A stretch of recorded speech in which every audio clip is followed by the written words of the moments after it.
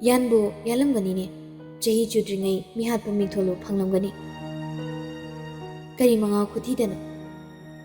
mitsing na singbi ine kasturina thanga do munkibana hali ningthaugi lukhamda pakora hobi makhuda chaboduna set ki lakpaga horabra school thugai haibidai ai sidadi yani khanbra ai masok mapa naida saba chakro thuna nupa misa ningthau mayam mamangdu da choblabra matom ta suni baris sita mamaido lishin ki muru ngam sungam lidab sanga bumal thoi famlam badagi pukagot ki ai halamage ika kawai babana ngantala u thabak lei ngasa heo bani thoi kanagi siwata da chatpa hoki baris na matung na dana ningbani adubo mabu sangtrak yeng leikraba ningthau adubo ki khrabra nahan mo khana kibagi ningthaugi kingi mahaw ado kaupatribra thoigi matung nilakhidi mamanabi mayam adusu ama hogot ani hogot pungang hangle ningthau baris puna leibu ubada ne kastori gi hotel ado mayam makai kinaduna hangoinaduna changlakhidri mi tak takle inene nupa majani dubu tal port ke sitre ne hey chalo nakhoi ani hai asoida amutane khana jena tawlerangani adum tawlanu ko sana noibo asung ausina bako aduk angang oina hai satribrane na koibo tanbirakle baris ui khongduna mamanabu sangbomaga aki khangda chapki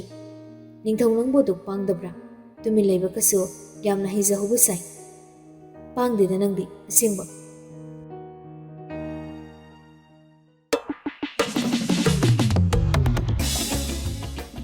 nonganbada ningthau ui khongtha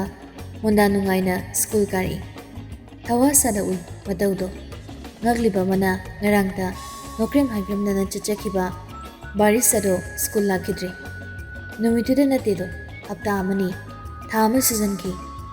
atopada transfer chakre pau yaya chumlamdoida hainabani chumle haina khibana hali karigi kamdongna gyana maita tani thamukudani thoine school lakpa laktabai tawi ningthau adubo adu haisingna thai dena kochen cheliba khawang mangtung yetoi maike simba thungki ningthauti matawado laknaba nungai raboi dako laknabi panglaksu hemanba ma yawi matawdo wari saba khuding thoigini loiba naidi noisi yengmana henmande haiba ngamloidana angau buse koi thoiga ngarang loktak ta kapthabana tharo thamal ipiuna ningai ka tawsagi bisina nungsimandana bora ama kumdana loktak mayai de hipiri nukta nuktrema hairiba aise yamna nungsi haini loktak mayai debu kadai degi thambalo sali kino damada ising aduglu bududi kamaina nangdi kumliba iroi dun hegling hai kaino yam ledi lampak ta wari sarami thuaina phawduna chatkibada ui ya noi ningthau sade konjela do wangkhali hena do taza krasana mata ho thangoi benching ngarang garugin sung lapada yorum dai da waramal agi thoise aina porga pubi amatol phaw asing kiro nachin pangthi thinuda pangai haisina nuni ningthoi bo minai thazaraga sijakro kaino poriban kumthara koi lambi deso makungani do sidare haidana aina pubiraga irenjana chingkung phawba lakliban mana harau jakibasina amukteba fan bu mayam mamangda chungki hairiba mana ai mukhoba nupa leiti eitani thoi ta sinna jali wari da mari yausanki thoi masa khangzada bobikre chingpa ture leusanki assembly matamdani wanglabani na ningthaudo maninga lepi juju announcement piriba dade wari ado kadomdagino anauba mamapure ngarangdi polda film ingminare anauba thokpa spiderman do ada koi thoidi hero heroine nuksina jabud uraga ai bu cheyibani muchil mujada ai se romantic amoise de haiden ui de boibo mai hawu kumzali oi damada kegi mana pungchei de chebiya bodo adu ui de hai manadi ꯐꯅ ꯈꯟꯖꯕꯅꯤ ꯑꯩꯁꯨ ꯑꯗꯨ cinema ꯂꯣꯏꯔꯛꯄꯗ ꯆꯦꯜꯂꯁꯤ ꯃꯌꯨꯝꯗ ꯍꯟꯉꯝꯃꯔꯣꯏꯅ ꯑꯃꯨꯛ ꯒꯤꯔꯤ ꯇꯛꯈꯤꯕꯁꯤꯅꯕ ꯑꯩꯅ class 10ꯗꯗꯤ ꯀꯥꯛꯄꯅ ꯍꯦꯛ ꯊꯦꯝꯕꯗ lollipop ꯁ꯭ꯇ꯭ꯔꯣꯕꯦꯔꯤꯒꯤ ꯑꯃ ꯄꯤꯖꯔꯒꯅꯦ ꯐꯩ ꯅꯤꯡꯉꯥꯏꯗꯣ ꯑꯩꯒꯤ ꯊꯣꯏꯁꯦ ꯅꯤꯡꯉꯥꯏ ꯌꯥꯝ ꯁꯥꯊꯤ ꯂꯥꯡꯂꯛꯄꯒꯤ ꯑꯣꯖꯥ ꯂꯥꯛꯇꯨꯅ ꯅꯤꯡꯊꯧꯕꯨ ꯈꯨꯗꯥꯡ ꯄꯥꯏꯗꯨꯅ ꯃꯥꯡꯂꯣꯝꯗ ꯆꯤꯡꯈꯠꯇꯨꯅ ꯂꯦꯞꯍꯟꯈꯤ ꯑꯗꯨ ꯈꯛꯇꯗ ꯋꯥꯆꯣꯏ ꯑꯗꯨ ꯂꯦꯞꯄꯤ ꯃꯃꯤꯠ ꯑꯗꯨꯅ ꯂꯩꯀꯥꯏ ꯀꯣꯏꯖꯔꯤꯕ ꯃꯥꯡꯋꯥꯏꯗ ꯂꯦꯞꯂꯤꯕ ꯃꯥꯒꯤ ꯊꯣꯏꯗ ꯌꯦꯡꯁꯤꯜꯂꯤꯕ ꯏꯀꯥꯏ ꯈꯪꯗꯦꯗ ꯁꯛꯇꯥ ꯊꯤ ꯃꯍꯥꯄꯥꯄꯤ ꯑꯁꯦ ꯊꯣꯏ ꯁꯨꯛꯇꯣꯛꯏ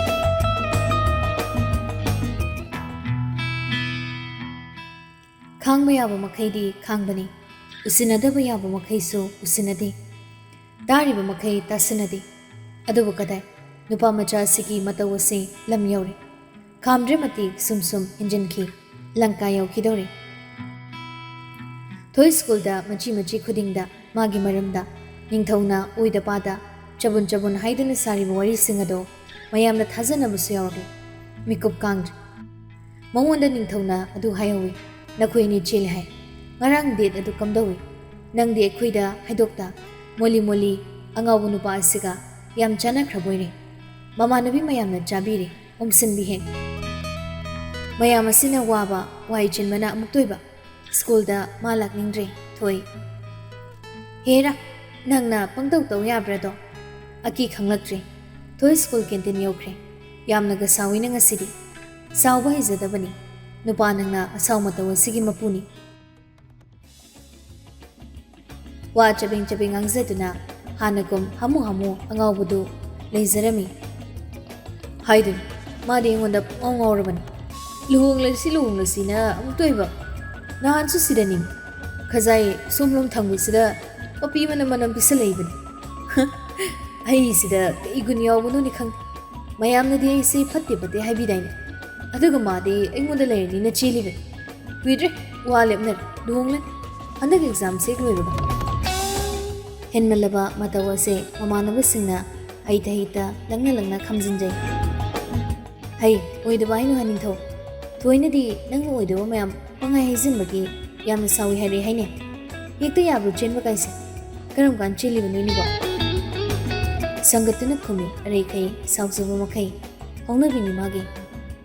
ꯅꯃꯥꯏ ꯑꯄꯥꯛꯄꯗꯨꯗ ꯊꯨꯝꯖꯤꯜꯂꯛꯀꯅꯤꯕꯣ ꯆꯦꯜꯂꯦ ꯍꯞꯇꯥ ꯐꯥꯗ꯭ꯔꯤ ꯃꯥꯅ ꯍꯥꯏꯗꯣꯛꯄꯤꯅꯨ ꯏꯀꯥꯏꯖꯩ ꯅꯍꯥꯟꯒꯩ ꯍꯥꯏꯗꯣꯛꯇꯕꯩ ꯋꯥꯅꯦꯅ ꯃꯥꯁꯦ ꯑꯩꯒꯤ ꯑꯣꯏꯈ꯭ꯔꯦ ꯊꯃꯣꯏ ꯄꯤꯅꯈ꯭ꯔꯦ ꯌꯥꯔꯕ꯭ꯔꯥ ꯁꯨꯃꯥꯏꯅ ꯁꯦꯡꯅ ꯍꯥꯏꯌꯨ ꯍꯥꯏꯕ꯭ꯔꯕ ꯁꯤꯗ ꯍꯦꯟꯕ ꯀꯩ ꯀꯥꯝꯂꯤ ꯃꯤꯅꯥꯏ ꯃꯆꯥ ꯑꯁꯤꯗꯤ ꯋꯥꯔꯤ ꯑꯝꯇ ꯁꯥꯁꯤꯕ ꯈꯔ ꯊꯨꯔꯦ ꯅꯥꯀꯜꯂꯣꯝꯗꯩ ꯈꯪꯍꯧꯗ ꯂꯥꯛꯂꯤꯕ ꯈꯣꯟꯖꯦꯜꯅꯤ ꯑꯆꯥꯄꯣꯠ ꯆꯥꯗꯨꯅ ꯋꯥꯊꯤ ꯉꯥꯡꯅꯔꯝꯕ ꯆꯞꯂꯦꯞꯄꯤ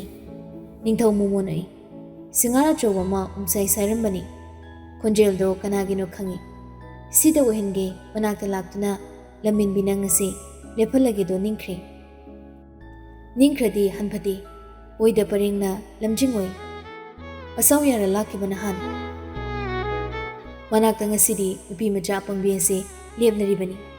ꯃꯅꯤꯡ ꯊꯨꯡꯖꯔꯦ ꯍꯤꯡꯆꯥ ꯌꯥꯏꯇꯝꯕꯁꯤ ꯉꯁꯤꯗꯤ ꯃꯥꯅ ꯉꯝꯂꯤꯗꯅ ꯅꯤꯡꯊꯧ ꯃꯥꯕꯨ ꯃꯕꯨꯛꯅꯤꯡ ꯑꯗꯨ ꯕꯇꯔꯐ꯭ꯂꯥꯏ ꯉꯥꯛꯇ ꯄꯨꯡꯆꯥꯏ ꯆꯈꯥꯏꯔꯛꯄ ꯃꯇꯥꯡꯅꯤ ꯃꯃꯥꯟꯅꯕꯝꯅ ꯀꯧꯔꯤꯅꯦ ꯅꯤꯡꯊꯧ ꯅꯇꯨꯅ ꯇꯥꯗ꯭ꯔꯕꯣ ꯁꯃꯣꯁꯥ ꯅꯝꯗꯨꯅ ꯂꯩꯔꯤꯗꯨꯕꯣ ꯗꯤꯃꯥꯟ ꯁꯥꯔꯤꯕ ꯀꯥꯏꯗꯨꯔꯅꯦ ꯍꯟꯖꯤꯟꯅ ꯍꯥꯏꯔꯛꯏ ꯃꯅꯥꯛꯇꯒꯤ ꯈꯣꯟꯖꯦꯜ ꯑꯗꯣ ꯋꯥꯔꯤ ꯑꯝꯇ ꯁꯥꯁꯤꯕ ꯈꯔ ꯊꯨꯕꯤꯔꯣ ꯕꯦꯜ ꯇꯥꯔꯛꯄꯅ ꯍꯥꯟꯕ ꯇꯥꯔꯦ ꯅꯤꯡꯊꯧ ꯐꯝꯂꯝꯕꯗꯒꯤ ꯐꯨꯛ ꯈꯔ ꯍꯥꯜꯂꯝꯃꯦ ꯑꯩ ꯃꯥꯡ ꯊꯥꯅ ꯀꯦꯟꯇꯤꯟ ꯊꯣꯡꯂꯣꯝꯗ ꯊꯣꯛꯈ꯭ꯔꯦ ꯊꯣꯏ ꯇꯐꯤꯡ ꯁꯥꯍꯨꯝ ꯑꯃꯒ ꯂꯣꯏꯅꯅ ꯃꯇꯨꯡ ꯏꯟꯅꯩ ꯑꯗꯨꯝ ꯄꯥꯝꯂꯛꯄꯅꯤ ꯐꯪꯂꯦꯗꯅ ꯁꯔꯤꯁꯣ ꯉꯁꯤꯗꯤ ꯅꯨꯄꯤ ꯃꯆꯥ ꯅꯪꯅ ꯁꯨꯝ ꯏꯇꯨꯡꯗ ꯀꯣꯏꯅ ꯏꯅꯍꯟꯒꯦ ꯅꯤꯡꯖꯔꯨꯏ ꯐꯪꯂꯦ ꯑꯗꯨꯅ ꯍꯔꯥꯎꯖ ꯍꯩ ꯅꯨꯄꯤ ꯅꯪ ꯀꯔꯤ ꯈꯨꯗꯣꯜ ꯄꯥꯝꯕꯒꯦ ꯍꯪꯂꯒꯦ ꯈꯟ ꯅꯤꯡꯊꯧ ꯃꯃꯥꯏ ꯂꯩꯁꯤꯜꯂꯛꯏ ꯏꯀꯥꯏ ꯈꯪꯗꯕ ꯃꯥꯏꯊꯥꯕ ꯏꯀꯥꯏ ꯈꯪꯂꯤꯕ꯭ꯔꯥ ꯃꯃꯥꯏꯒ ꯈꯔ ꯉꯥꯡꯁꯤꯜꯂꯤꯕ ꯏꯀꯥꯏꯕ ꯃꯁꯛ ꯐꯥꯎꯕꯗꯤ ꯈꯪ ꯃꯥꯜꯂꯦꯗꯅ ꯍꯥꯏꯅꯤꯗꯣ ꯍꯥꯏꯔꯨꯅꯤ ꯊꯣꯏ ꯁꯥꯎꯅ ꯒꯝ ꯆꯠꯈꯤ ꯑꯍꯥꯡꯕ ꯀꯦꯃꯤꯁꯇ꯭ꯔꯤ ꯄ꯭ꯔꯦꯛꯇꯤꯀꯦꯜ ꯔꯨꯝ ꯑꯃꯗ ꯆꯪꯈꯤ ꯅꯤꯡꯊꯧꯅ ꯃꯇꯨꯡꯗ ꯊꯣꯏꯍꯤꯒꯤ ꯀꯞꯊꯣꯔꯛꯏ ꯃꯈꯨꯠ ꯃꯆꯥ ꯑꯅꯤꯗꯣ ꯂꯣꯟꯅꯔꯛꯏ ꯇꯣꯛꯄꯤꯔꯣ ꯀꯩꯗꯧꯒꯦ ꯑꯩ ꯀꯩꯗꯧ ꯍꯥꯏꯕꯅꯣ ꯅꯪꯕꯣ ꯏꯉꯛꯉꯛꯏ ꯀꯔꯤꯅꯣ ꯀꯞꯂꯤꯕꯗꯤ ꯀꯦꯃꯤꯁꯇ꯭ꯔꯤ ꯂꯦꯕ ꯑꯁꯤꯗ ꯃꯃꯤꯠꯇꯒ ꯁꯣꯏꯗꯅ Chemical makup amaga changlabra chamna khanjay nupadudi mana kaphalibani khangsinadribani kaptu sahayudana hobaga pangkaptu kapsile ai haibam khangdreba wadu gyan tadri kari gi tadani chinthiba laholi training laisu pungchai di chainune chaidri happy dribse naraiba pharabani mahapapi mayek singna mahapapi ngonda hainingli do hayudana pangkap kablido tuuni nangna oidaba mayam ama pawgoi sinsandu yuse henmallabani tallaga marai tokjakhinina aina khangsinadabani ai loina khangi kari khangli banangde khangi loina nangni bani koinai de chali phone da hing wari sai nangna ise pobiduna chingkai loktak ta tharo thambal hekpi haisaliba mayam sidi pangai haibanida waruribra nangbo asengki thambal do kokhiklaga loidana tajaningde hikpiu haide gaisu aduga kaigi kapiba hi uhai netro nangi marai do ai daningde adumnane amukhana pau kusin sandokan ai lari tampam khangzadre school da mayam mangda oja singi mangda ikai bane sikhi bane na phare hera sikhinu da luhong kisi icha mayam ma pukmina kisi hingcha bau nang lai jawro chinthi bau amuka pawaran bu sandu na yumda laga ne sibi ga dabani kibi dang na ina nangse hoini langni ngo matam da lag padi law pangsi sibudi yaridana sibu phagiro nupi chele luhong ani kaina amuka pawlan sandu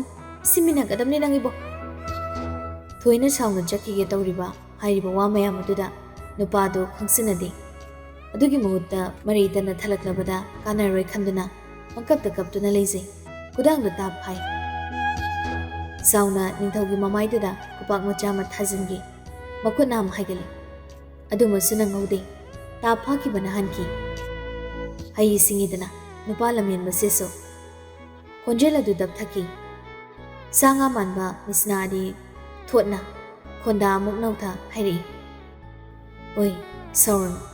sauragane nuksi kapano kablaga unsindana sungtha thadukta thamni adumakti ai tawtidana ranba pawkhra pangangai na ngang musidabu nangna kabliba kapano da bangbe nangadi kaigi khangdaban da chawdi asum leibise nangoni yetbagi mohot tomta warak chabani nangi wari saraga nangi na taw yengaga ayese aywen hing bangam liban churol ni khando aise ngaurga daba nasunglangi khangjarama simusalang toy harak liba seite wangba angawbo dugi wado thawiramdre gyan bata khida male matam aduda irai line hairami makut adu sajatki ngawning laga ngawzo nangda aida ta yetpirakan chatki ningthau noktuna lehawi adubu kanana thazarani haibagini oithokloi khanna hairamba thoigi wani adubu chindung hilabra nungsiya thangni ningthau mana khankrabra hojikti sar ningthau singaur thoi masung langi nupi macha nang udabra usinadibra nang bodo thamoi kan birani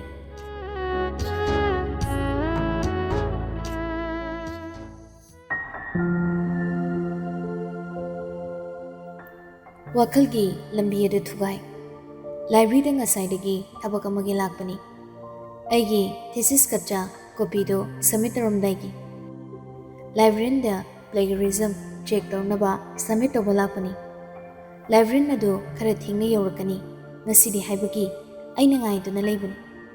aibu khangkau koragli hagotuna gamgam changlui librarian gi manaktuda ithau da puning changbada akaiba kya piraba wari esina oithokloidra kiruri chumna leiba hinadre ayese ikok asida sarning thauki maram data wakal mayam ma khali basini wakal na sagalo magi thoiki haukraba punsi wari dubusu oithokloidaba nahenda ikut pena wahi paringleng silure loishin na busu nungaite ithau aduloi thoglakle loiba naide amung nang singlui sarning thongna nong mahairam kiba ma kapki adubu kanana so ma kapidi ukhidre magi thoigi mamang da khak mana kapki thoina ma bu thimki nupagi khazai daga tasengna papipi khibra daina magi वारीदुना लमजिंग ओहिंसी वारी मखादो assume सांथसिरा लुशिंदबसु नुंगाइते ऐसे ngawrabani sir ningthau masung langi wakal asina mu olare karigi kapai taba nupa amana kapki kamdawna nungsi khangdabi nupi amana kapriba mabu thimki kamdawna nuisu khaluna janaridra wai paringase takho makha leri wade bade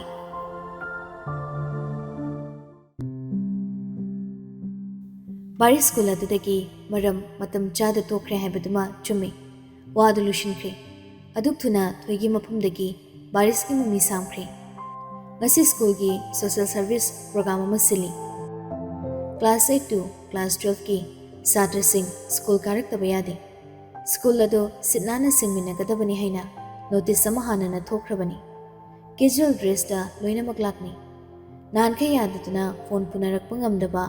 Satra Singdo ngasidi maningni kipet phone yamna pairakni school yong narakpaga oza uni uroi hanagum kibide phone puthokna duna menei waine wari sane number longnei pinei kumai amani oza singdo mitna bana mayamdugi marak madi kadai digi chithayara dage ningthau khakni smartphone atangba ma pairiba Manipuraga kya painadriba Samsung gi phone athangbani mai yengni paini makhuna medana phone ado ningthauna phongna thoigi manak jungsin photo mani sasat kapi mayam hushil khomsili kupak pro khuzini thoi maphom du thadoktuna cheningabani ningthaubu usinadre classroom ama singminai magi party duna makuda simrit ama pai wari sana wachoi degi mai haine thoi dining togi phone da yam phase amwai ro Facebook ta thaganaba photo mani da kapsida nai khusa dining de wai dum silunoi suktok to na khumlakpani thoina e nangi di photo mayam ma kapkhri duri nga sai hat ka duni sipa piyese aina nong soidraban pangsang da sawi mamang da di ke shwai bangam hojita su kochin chelaga sidalo la khanglisini khana bahunu premi ai kapningi bazan hoi haizara roi kem taga adu aidi guzumpudo pahamiwo amana hari aidi liminho pami haima angaubi liminho ga guzun piogania mi amatani asengkiro aidi khangdena ha nukmini mayamdo aidi engineer no pami khoile kaigi da Srinivasta pram post ko dama mai nupiduna doctor koine hai yam nungsine hai doctor ga engineer ga di is sakta duga exam fail hanjin oibi nangna engineer ga supam ho nangbu doctor ro e na thawra pami kha khai ba phaw yadraba nangdi kyam pharagi yare ta zanindre thoi nangdi kai pami wai silamane noklaga khunbare aiba doctor nu pami Numidang dudani mama mapagadi wari kya sade ningthau machirosi gi manakta lai chicha kai nana yelakano ai assignment pikattoine hai thabak yam nangi karan do horokan kuiruida haironi doctor se larik yam pardi oyane yam padoin kai gino ai doctor oyani Rosie do wawa nokthori mana waibe nungsibi bani aduga haidogli wadune sakta pudaduda lamchat sajatuga ngamlabadi oizawni paisa thabigi lising tara thanasi aina phangdo leire basadi oithok sungaidana doctor do oideya register asum Rosina manauki phagini khankibani matam maduda kanana thajanuba masidi sarning thawasi doctor ni naronda thoibulumba lakpada matamduna thoina idi doctor pami haikiba wai du khakna nangbu kyam khona hankiba nga ida oithokta ba haiba ko bama nafamda lehendaba aduk naril kan kibadai hana na saudana mikup amalayu yakhidaba nangi ngasina mayam gi angawbuni nangsi nangbu phana laknai nangbu phana chebi aduga karam sawa hijadraba amagi saklon oikriba kamdawna nangna asuk mapa chada onkiba ꯋꯥꯍꯪ ꯑꯁꯤ ꯀꯌꯥꯗꯤ ꯂꯨꯈ꯭ꯔꯕꯅꯣ? ꯄꯥꯎꯈꯨꯝ ꯀꯔꯝ ꯊꯤꯔꯨꯒꯕ? ꯋꯥꯊꯤ ꯉꯥꯡꯈꯤꯗ꯭ꯔꯦ꯫ Minute ꯑꯃ ꯃꯥꯡꯍꯟꯗꯕ ꯍꯧꯔꯛꯂꯦ꯫ ꯃꯩ ꯅꯤꯡꯊꯧ ꯑꯁꯤ ꯉꯥꯎꯔꯦ, ꯃꯁꯛ ꯈꯪꯗ꯭ꯔꯦ ꯍꯥꯏꯅꯩ꯫ ꯉꯥꯎꯁꯤꯟꯅꯔꯨꯕꯗꯤ ꯀꯧꯕꯅꯤꯅ ꯂꯥꯏꯔꯤꯛ ꯃꯌꯥꯝꯗꯣ ꯈꯪꯗꯕꯅ ꯊꯜꯂꯤ꯫ ꯍꯩꯇꯕꯅ ꯈꯨꯔꯧ ꯊꯥꯡꯉꯤ, ꯑꯗꯨꯕꯨ ꯃꯥꯗꯤ ꯃꯥꯅꯤ꯫ ꯊꯣꯏꯒꯤ ꯅꯤꯡꯊꯧ ꯑꯗꯣ ꯑꯅꯧꯕ ꯃꯤ ꯑꯃ ꯑꯣꯟꯈ꯭ꯔꯦ꯫ ꯌꯨ ꯊꯛꯁꯤꯅꯦ ꯉꯁꯤꯗꯤ ꯅꯤꯡꯊꯧ, ꯌꯥꯏꯅꯦ ꯍꯥꯏꯅꯤ, ꯆꯠꯂꯨꯁꯦ ꯍꯥꯏꯔꯨꯅꯤ, ꯌꯥꯎꯔꯣꯏꯗ ꯍꯥꯏꯗꯣꯔꯛꯏ꯫ ꯑꯗꯨꯃꯛ ꯇꯧꯔꯦ, ꯃꯇꯧ ꯑꯗꯨꯗꯨꯝ ꯍꯣꯡꯈꯤꯗ꯭ꯔꯦ꯫ ꯆꯨꯔꯨꯞ ꯑꯃ ꯊꯛꯁꯤꯅꯦ, ꯀꯨꯏꯔꯦꯗ ꯅꯤꯡꯊꯧ, ꯅꯪꯁꯦ ꯌꯥꯝ ꯑꯣꯜꯂꯦꯕꯣ, ꯃꯌꯥꯝꯅ ꯒꯤꯔꯤ ꯇꯛꯄꯅꯤ꯫ ꯊꯛꯁꯨ ꯉꯥꯏꯗꯅ ꯍꯥꯏꯔꯝꯃꯤ, ꯑꯗꯨꯕꯨ ꯀꯣꯟꯅꯗ ꯆꯨꯔꯨꯞ ꯊꯛꯄꯩ ꯃꯇꯝ ꯂꯩꯇꯦ, ꯌꯥꯎꯔꯣꯏ ꯍꯥꯏ꯫ ꯌꯥꯎꯁꯤ ꯌꯥꯔꯛꯂꯣꯏ꯫ ꯇꯤꯟꯅꯔꯝꯕ ꯃꯌꯥꯝ ꯂꯥꯞꯊꯣꯛꯅꯔꯛꯏ꯫ ꯃꯇꯧꯗꯣ ꯁꯥꯊꯤꯕꯅꯤ ꯌꯥꯝꯅ, ꯍꯥꯏꯁꯤꯜꯂꯨꯕ, ꯆꯩꯔꯨꯕ, ꯀꯔꯦꯝꯅꯔꯨꯕꯁꯨ ꯃꯍꯩ ꯀꯤꯅꯕꯒ ꯃꯇꯣꯝꯇ ꯇꯥꯔꯦ꯫ ꯀꯅꯥ ꯍꯟꯅ ꯌꯦꯡꯈꯤꯗ꯭ꯔꯦ꯫ ꯊꯣꯏ ꯎꯕꯗ ꯅꯣꯛꯂꯛꯀꯅꯤ, ꯆꯠꯂꯝꯕ ꯂꯦꯞꯈꯤꯅꯤ, ꯋꯥꯍꯩ ꯑꯃꯗꯤ ꯍꯥꯏꯔꯛꯈꯤꯗ꯭ꯔꯦ꯫ ꯊꯣꯏ ꯀꯤꯕ ꯐꯔꯦ, ꯃꯥꯅ ꯉꯝꯂꯦ ꯅꯨꯄꯥ ꯑꯁꯤ, ꯁꯥꯊꯤꯖꯔꯝꯂꯁꯨ ꯃꯥꯒꯤ ꯃꯥꯡꯗ ꯀꯔꯤꯁꯨ ꯅꯠꯇꯦ ꯈꯟꯈꯤ꯫ ꯅꯦꯅꯥ ꯇꯥꯅ ꯁ꯭ꯀꯨꯜ ꯂꯥꯛꯄ ꯉꯝꯖꯩ꯫ ꯁ꯭ꯀꯨꯜ ꯁꯨꯇꯤ ꯊꯥꯔꯛꯄꯗ ꯅꯤꯡꯊꯧꯗꯣ ꯉꯁꯤꯗꯤ ꯀꯩꯗꯧꯈ꯭ꯔꯕ? ꯀ꯭ꯂꯥꯁꯔꯨꯝꯗ ꯁꯨꯝ ꯐꯝꯗꯨꯅ ꯂꯩꯍꯧꯔꯦ꯫ ꯂꯣꯏꯅꯃꯛ ꯍꯟꯅꯈ꯭ꯔꯦ꯫ ꯃꯍꯥꯛꯅꯤ ꯆꯧꯀꯤꯗꯥꯔ ꯕꯥꯕꯨꯖꯤꯅ ꯊꯣꯡ ꯂꯣꯜꯂꯒꯦ ꯍꯥꯏꯔꯛꯂꯐꯥꯎ ꯃꯆꯤ ꯂꯦꯡꯉꯨ ꯌꯥꯈꯤꯗ꯭ꯔꯦ꯫ ꯆꯧꯀꯤꯗꯥꯔꯅ ꯃꯌꯨꯝꯗ ꯄꯥꯎ ꯄꯤꯔꯦ, ꯃꯃꯥ ꯌꯧꯔꯦ꯫ ꯍꯜꯂꯁꯤꯅꯦ ꯅꯤꯡꯊꯧ, ꯁꯨꯇꯤ ꯊꯥꯔꯦ ꯂꯥꯛꯑꯣ꯫ ꯃꯃꯥ ꯄꯣꯛ ꯍꯟꯅ ꯌꯦꯡꯗꯕꯤ ꯈꯨꯝꯗꯣꯔꯛꯂꯤ, ꯑꯩ ꯃꯇꯝ ꯂꯩꯇꯦ꯫ ꯀꯩꯅꯣ ꯅꯪꯕꯨ ꯉꯥꯎꯔꯕ꯭ꯔꯣ? ꯁꯨꯇꯤ ꯊꯥꯔꯕꯁꯤꯗꯤ꯫